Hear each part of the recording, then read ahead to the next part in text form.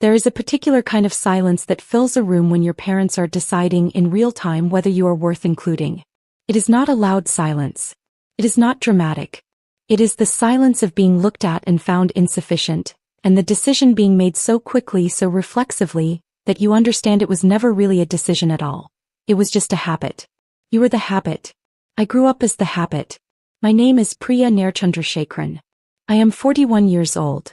I am a senior partner at Meridian Policy Group, a government affairs and legislative strategy firm with offices in the Capitol and Washington.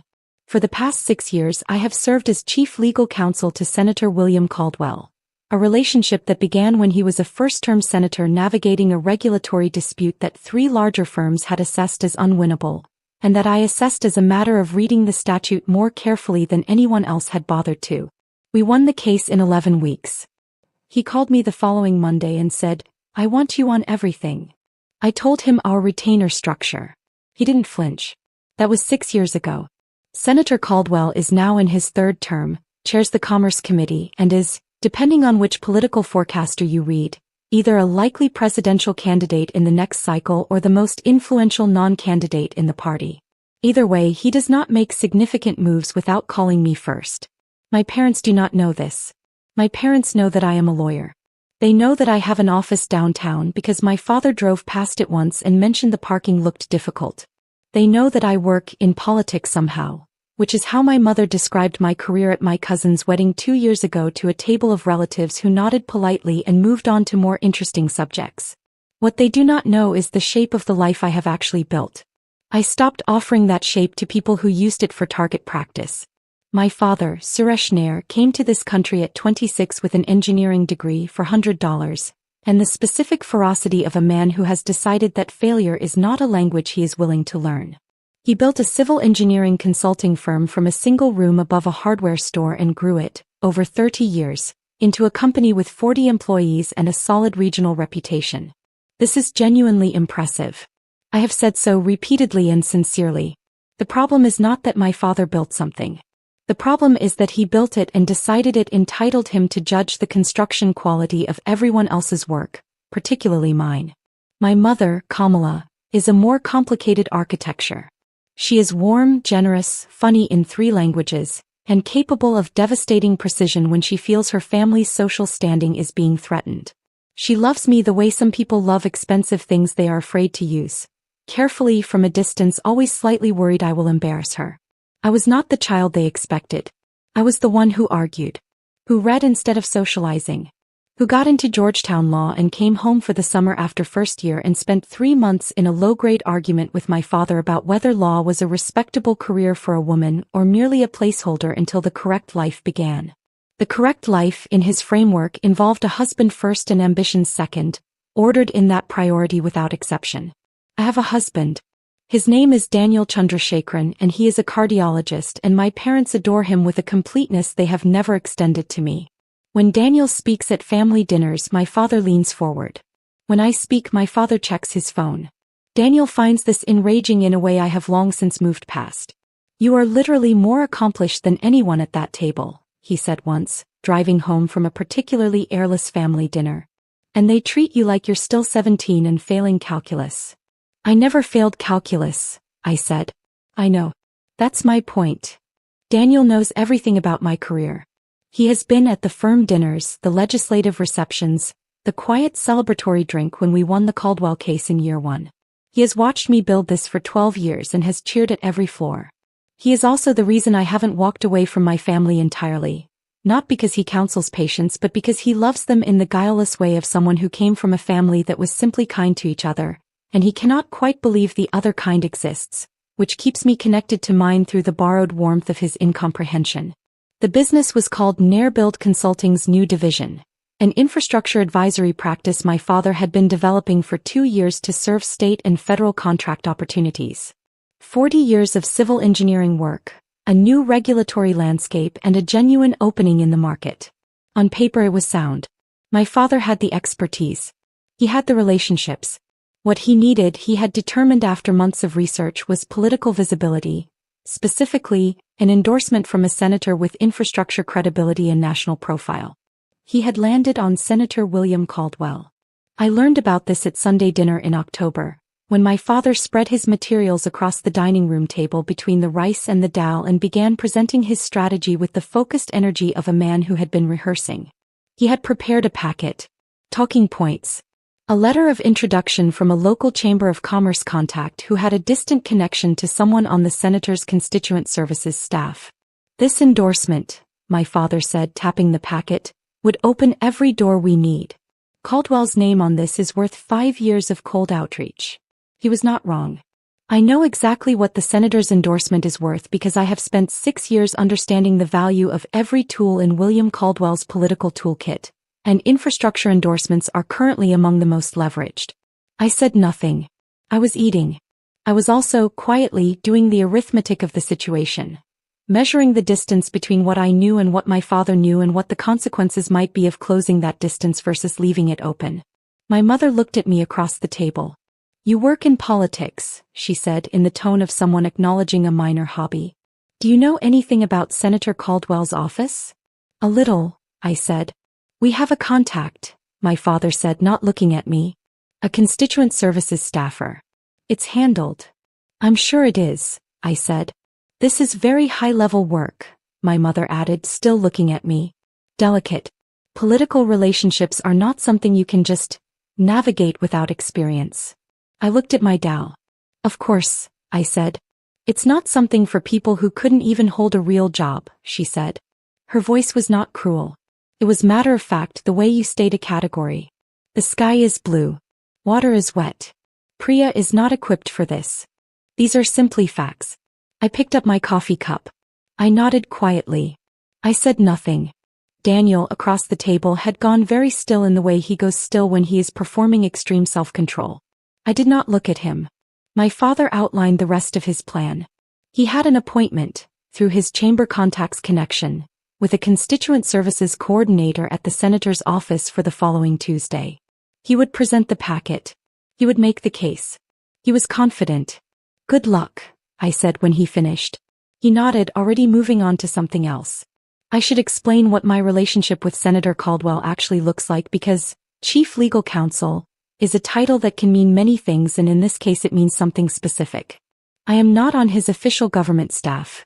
Government Legal Counsel is a separate position, filled by someone from the Senate Legal Office. What I am is his outside counsel on everything that exists in the complex territory between his legislative work and his external obligations, campaign finance compliance, constituent contract reviews that carry legal exposure, the regulatory work that flows from his committee assignments when it touches private sector clients who retain our firm, and the ongoing strategic legal advice that a senator in his position requires from someone he trusts completely and who operates outside the government's official structure. I talk to William Caldwell an average of 4 times a week. I have his cell number. He has mine. I have met his wife, his children, his chief of staff, and his 2 dogs, one of whom is named after a 19th-century jurist in a joke that only landed for about 3 people. I was at his mother's funeral. He was at my father-in-law's 70th birthday party because Daniel's father had been instrumental in a hospital policy bill and the senator wanted to thank him personally, and I mentioned we were celebrating that weekend. William Caldwell has, on 3 separate occasions, described me to other people as the sharpest legal mind I work with, which I mention not for vanity but for precision. This is the nature of the relationship my parents believe I am unqualified to navigate. On Monday afternoon, the day before my parents' appointment, my phone rang. It was the senator's scheduler. "Priya, I'm updating the senator's Tuesday calendar. He wants you on the 11 o'clock call with the Commerce staff, and then there's a constituent meeting at 2 that he'd like you to have background on. Infrastructure Advisory Company, Regional, looking for endorsement consideration. Name is Nair Consulting." I sat with that for a moment. "I'll take a look at the file," I said. "Great. He may want you available by phone during the meeting." "I'll be available," I said. I hung up and looked out my office window for a while. The city was doing its Tuesday thing, gray October light, the slow southward movement of bureaucratic urgency. I thought about calling my parents. I thought about what I would say and how they would receive it and whether the warning would be processed as information or as interference from the daughter who doesn't understand high-level work. I did not call. I told Daniel that evening. He was quiet for a moment and then he said, What are you going to do? Nothing, I said. I'm going to be available by phone during their meeting if the senator needs me. That's my job. Priya. That's my job, Daniel. He understood. He also understood what I wasn't saying, that I had tried many times to close the distance and had been turned away each time with such efficient certainty that eventually the attempting became more painful than the distance, and I had made peace with the gap, and what was happening Tuesday was not something I was engineering. It was just what my life looked like from the outside, finally becoming visible from the inside. Hey, he said. He refilled my wine glass. Tell me what Kavya did at school. Our daughter, Kavya, is 8 years old and is currently conducting what she describes as a scientific investigation into whether our cat theorem prefers classical music or silence. She has a notebook. She has a methodology. She is the most rigorous 8-year-old I have ever encountered, which Daniel says she gets from me and I say she gets from him, and we are both probably right. I spent 20 minutes telling Daniel about the latest entry in Kavya's research log and felt the weight of the week redistribute itself into something manageable. This is the life. This is what exists outside the drama of Tuesday. A child with a notebook and a cat with a name and a husband who refills your wine glass and listens to the parts of your day that actually matter. I have worked very hard to build this life. I will not let Tuesday distort my understanding of what I have. Tuesday came the way Tuesdays do. Unremarkably, without ceremony, with the usual stack of emails requiring the usual calibrated responses. At 1:45 I was on a call with our Washington office about a Commerce Committee markup when my assistant knocked and held up a note. Senator's office. They're in the 2 o'clock going well, might want you on standby. I wrapped the Washington call, moved to my desk and opened the background file on Nair-Build. Read through it for the second time. Clean company. Solid engineering reputation. Real expertise. The endorsement ask was legitimate. My father was not wrong about the strategic value, and he was not wrong that his firm deserved consideration. What he had miscalculated was the geography. At 2:17 my phone rang. Senator Caldwell's direct line. Priya, I have a situation. I saw the file. Nair Consulting. Pause. You know them. They're my parents. Silence. The specific silence of a man who is very good at processing information, recalibrating in real time. Your parents are in my conference room right now. I know. They don't know you work for me. No. Another pause.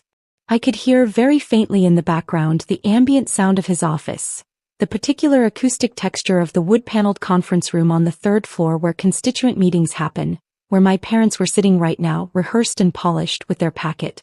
What would you like me to do? He asked. This was William Caldwell at his best.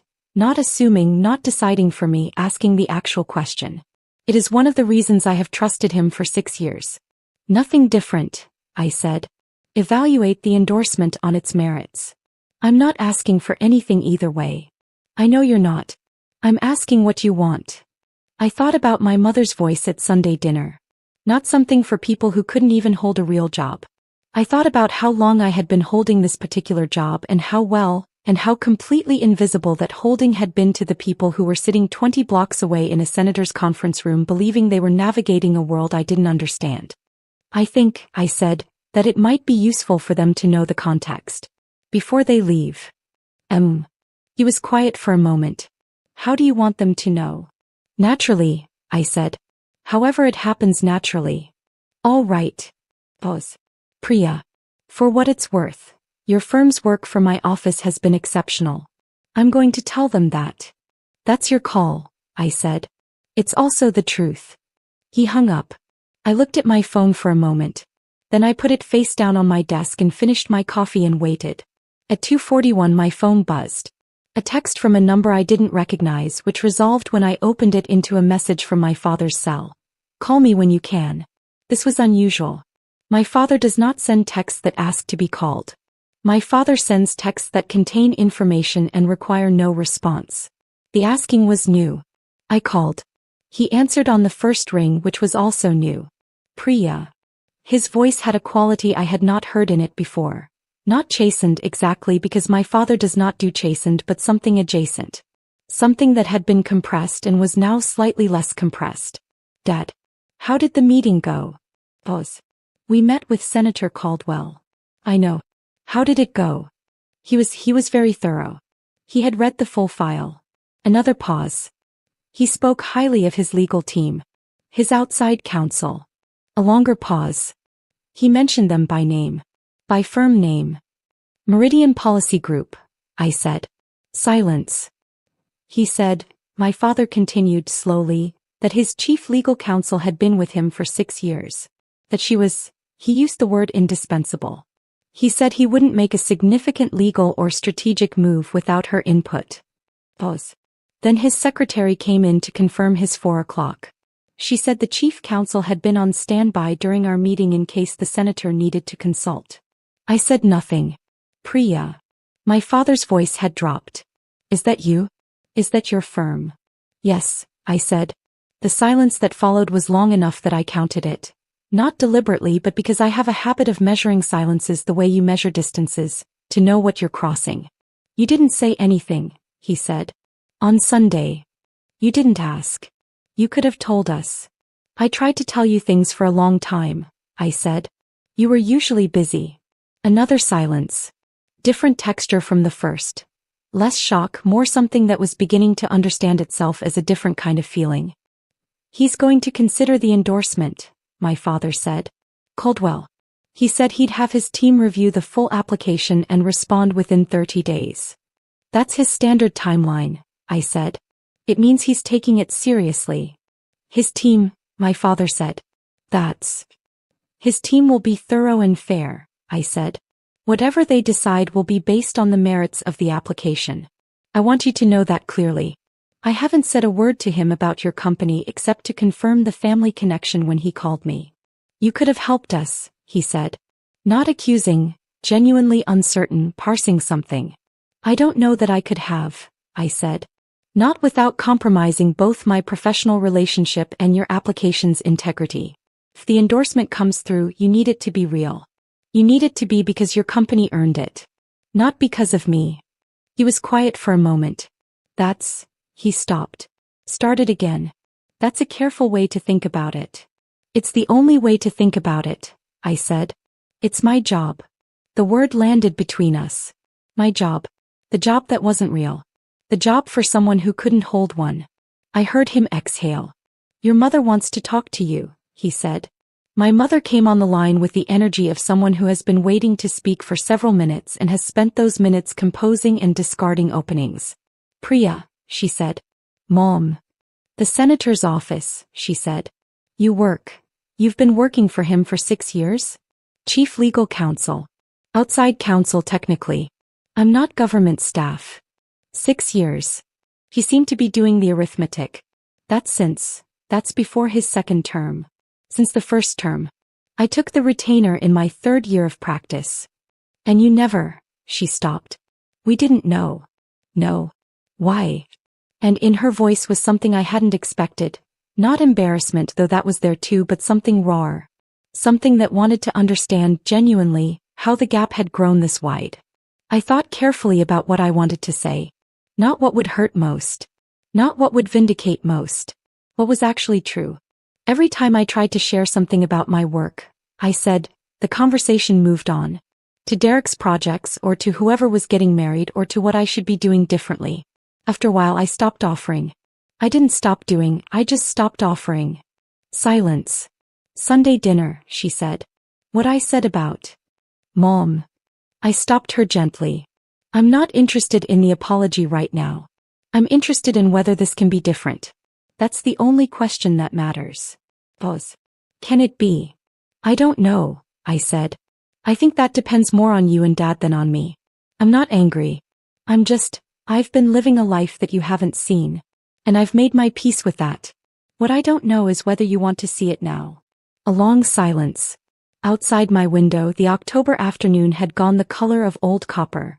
That particular late day light that makes the Capitol look like a painting of itself. Daniel said, my mother started and stopped. What did Daniel say? He said, last Christmas when you'd gone to get Kavya from the car, he said, you know, she doesn't talk about her work because the last 20 times she tried, nobody asked a follow-up question. And your father laughed and said Daniel was being dramatic. Pause. He wasn't being dramatic. No, I said. He wasn't. Kavya, my mother said, shifting. How is she? How is her? She was doing some kind of science project. And there was the small motion. Not a healed wound. Not a resolved history. A question asked about my daughter, a genuine one. A question that had not been preceded by a performance of interest but was simply, quietly, interest. She's investigating whether our cat prefers classical music or silence, I said.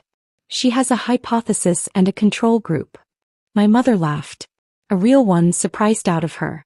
She's exactly like you were, she said. I know, I said. Dad used to say I asked too many questions. Pause. He was wrong about that, my mother said. Small, quiet, insufficient in the scale of things. But real. 3 weeks later, Senator Caldwell's office sent Nair Consulting a formal endorsement letter for their federal infrastructure advisory practice. The letter cited the company's 30-year engineering record, its regional contract history, and its alignment with the senator's infrastructure investment priorities. It was, by any measure, a strong endorsement, the kind that opens the doors my father had been trying to open. I know this because the senator's chief of staff sent me the draft for review before it went out. Standard procedure for any external communication that could carry legal or reputational implications. I reviewed it. It was accurate, fair, and earned. I sent it back with no changes. My father called when the letter arrived. It came, he said. I heard, I said. You're firm, he paused. Did you? I reviewed the draft for accuracy. Standard procedure. I didn't change anything. Silence. Thank you, he said. It was slightly awkward, the way thanks are when someone is not accustomed to offering them and hasn't yet found the register that fits. You're welcome, I said. The endorsement is real, Dad. Your company earned it. I know. Pause. Priya. I'd like to, your mother and I would like to come for dinner. Not a family event. Just dinner. With you and Daniel and Kavya if that's all right. I looked at the wall of my office, the shelf where I keep the things that mean something. A framed photo of Daniel and me at our firm's first anniversary, Kavya's first drawing of what she labeled Mom working, a figure at a desk surrounded by what appear to be small rectangles, which she later explained were important papers. A small award from a bar association that I keep not for vanity but because I remember the year I won it and what I was carrying that year and how much it meant to have something external confirm what I was building. Come for dinner, I said. Saturday. Saturday, he said. Good. He did not say he was sorry. My father is not, constitutionally, a man who apologizes. The word requires a specific kind of softness that he spent his whole life believing was incompatible with survival, and you cannot fully blame someone for the armor they built before they knew they were safe. He said thank you, and Saturday, and your mother will bring something. It was not enough in the accounting of years. It was something in the accounting of now. Saturday came with cold rain and the smell of whatever my mother was bringing, which turned out to be her lamb curry, the one she makes for people she loves and occasions she considers important. She stood in my kitchen doorway and looked at my kitchen. Really looked at it, the photographs on the refrigerator, Kavya's research notebook on the counter, Theorem the cat observing everything from the top of the bookshelf with the detached authority of a federal judge. And her face did something complex and quiet that I chose not to name. Kavya showed my father her research methodology before dinner was on the table. She had 3 weeks of data. She had a chart. My father, who spent 40 years reading engineering specifications, leaned over her notebook with the focused attention he brings to technical documents and asked 3 specific questions about her control variables. Kavya answered all 3 correctly and then said, "Do you want to hear my hypothesis?" "Yes," my father said. "Theorem prefers silence," she said. "But only in the morning. In the afternoon the data is inconclusive." My father nodded seriously. "Inconclusive data is still useful data," he said. "It tells you what question to ask next." Kavya looked at him with the expression of someone encountering unexpected competence. "That's what Mom says," she said. My father looked up at me across the kitchen. I was standing at the counter with a glass of wine, watching. I did not smile exactly. Something in my face acknowledged something in his. It was not forgiveness. Forgiveness is a much longer road than one Saturday, and I have learned to mistrust speed in the healing of old damage. It was acknowledgement. A reckoning with the fact that the person across the kitchen had built something he had spent years declining to see, and could now see it and was choosing to stay in the room with it. Daniel put dinner on the table. My mother sat down and ladled curry with the generosity she reserves for people she is sorry about without knowing how to say so. The rain came harder against the windows. Theorem descended from the bookshelf and walked across the research notebook with the indifference of someone who does not recognize property rights. And Kavya shrieked with scientific outrage and my father laughed. We ate dinner. We talked about Nair-Build's new contracts, about Kavya's school play, about a water rights case Daniel had read about in the news and wanted my perspective on, about my mother's cousin's daughter's engagement. The ordinary architecture of a family meal. Not transformed. Not healed. Just present, in the specific difficult way of things that were broken and have not been fully repaired but have stopped for one evening getting worse. There is a version of this story that ends with my father understanding everything, saying the right words, and the years of distance closing like a wound that has been properly treated. That is not this story. What I have instead is a father who asked good questions about my daughter's research methodology and a mother who brought lamb curry and a senator's endorsement letter sitting in my parents' filing cabinet with my firm's fingerprints on the review draft and a husband who, after my parents left that evening, said nothing, just handed me a cup of tea and sat beside me on the couch in the particular silence of someone who understands that some things don't need to be talked about to be felt. I am 41 years old. I have been chief legal counsel to a United States senator for 6 years. I have a firm I built from a sublet above a print shop, a daughter who is conducting peer-reviewed research on feline musical preferences, and a marriage that is the best decision I have ever made. I also have parents who are learning, slowly and imperfectly, that their daughter has been doing extraordinary work in a world they told her she wasn't qualified to navigate. That learning is not my achievement. I did not perform for them. I did not orchestrate the moment in the senator's waiting room or arrange for my voice to come through that speaker. I was simply present in my own life and they walked into it and it was larger than they expected and now they are deciding, slowly, privately, on their own time, what to do with that information. I am not waiting on their decision. I have a full life to return to. But I left the door open. That is all it was. Just the door left open. Some people will walk through it when they're ready. Some people take longer than you hoped. You keep living anyway.